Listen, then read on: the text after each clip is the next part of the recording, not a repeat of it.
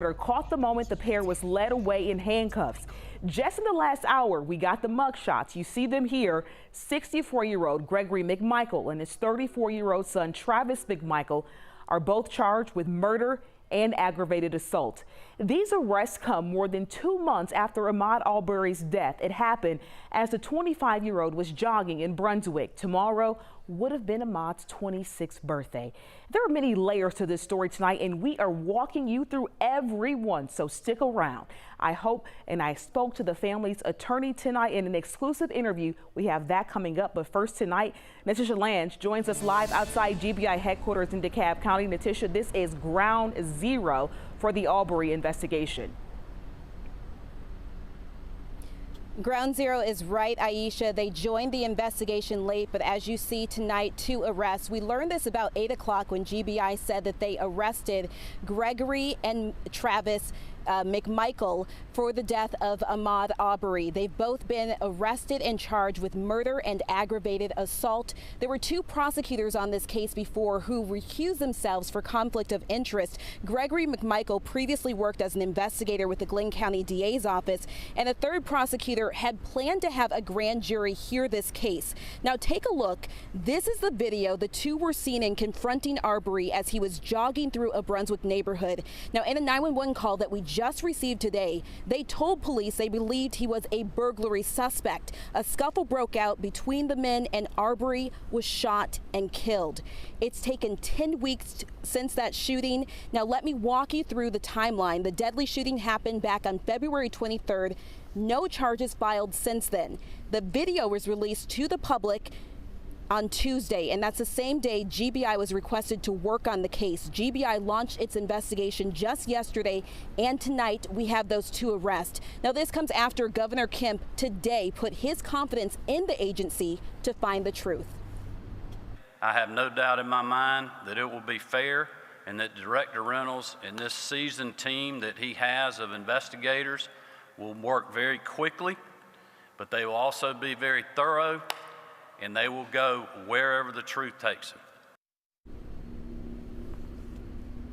And the protest and rally are scheduled to be in Brunswick tomorrow to celebrate the birthday of Ahmaud Arbery, who would have had another birthday yesterday, and also to call for the resignation of the DA locally in that community there, Aisha. All right, now, Natisha, a lot of people are calling for that, but what do we know? Because now we're on number 3. Any indications about some of the key bullet points that could come out of this press conference, especially as it relates to who's leading the investigation? Well, we know that GBI took over as leading the investigation. We also know that according to the Justice Department that the FBI also joined the investigation, so that could indicate that there could be hate crime charges that could be filed in this as well.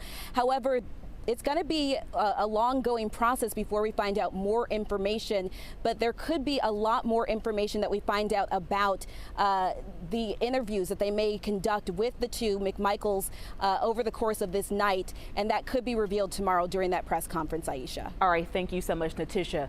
I just sat down and talked with the attorney for Ahmaud Arbery's family in an exclusive interview with 11 Alive. Lee Merritt tells me about the moment he got the call and what's next in this case. Mr. Merritt, we know that this arrest is just the first step. It is a long way from charges to conviction. So tell me, what was it like on the eve of Ahmaud's 26th birthday to get the call that the McMichaels had been arrested 10 weeks later? You know, it was very relieving for this family. As soon as I learned from a Georgia Bureau of Investigation agent, and I called Ahmaud's mom right away, Wanda Cooper. And you know what? She gave me a big exhale, and she was very, very excited about the indictment. About the arrest. But she remained still very stoic, as she's sort of remained during this entire process. You can tell that she's really focused on seeing these men convicted and appropriately sentenced. And so we're getting a lot of questions tonight about the man who recorded the video and what's going to happen with him. Do we know any update about the status of an arrest or charges coming for him? My understanding is that he is still being investigated, and that there's a strong likelihood that he will also be charged. But at this point, they don't have enough evidence to move forward with charges. And so, what do you say about the social media reaction in that video coming out? Things just really, really turned up this week, and it seems like it went from nothing to a whole lot of something fast. Right. So it's important to note that the video was already in the hands of prosecutors and investigators prior to it being released publicly. And so what we learned from that is it was the public reaction that caused the major shift in this case. And so what I hope people take away from that is that it's going to be their continued investment that will ensure that justice is done in this case. What can we expect next out of this case? Well, we still need to see the arrest, I believe, of the third suspect. We need to see these men formally indicted, and those state charges have to move forward. I believe, and the family is asking for a special prosecutor for the state charges. But when I say I specify state charges because we believe that there should also be parallel federal charges. Georgia doesn't have a hate crime statute, but there are federal hate crime protections that we believe should also be pursued here. Okay, and so as it relates to going into tomorrow, we know that the press conference is coming, and that's going to be coming on Ahmaud's 26th birthday. Let's talk about the significance of the timing, and I'm sure that is so hard for his mother, who she gave birth to him on Mother's Day. Yeah, it's a huge gift to Ahmaud to have these men arrested.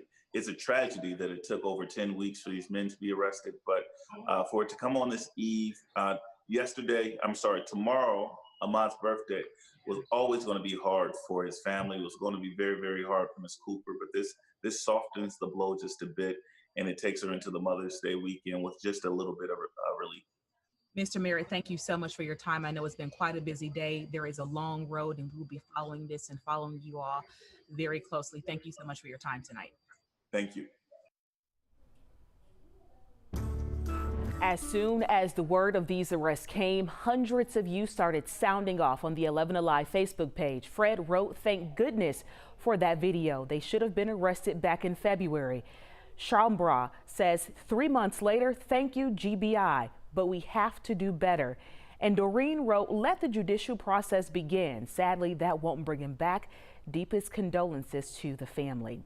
You can find this story on the 11 Alive app. Just search for the story right on the homepage and watch tomorrow's news conference on the arrest live on the app beginning at 9 a.m.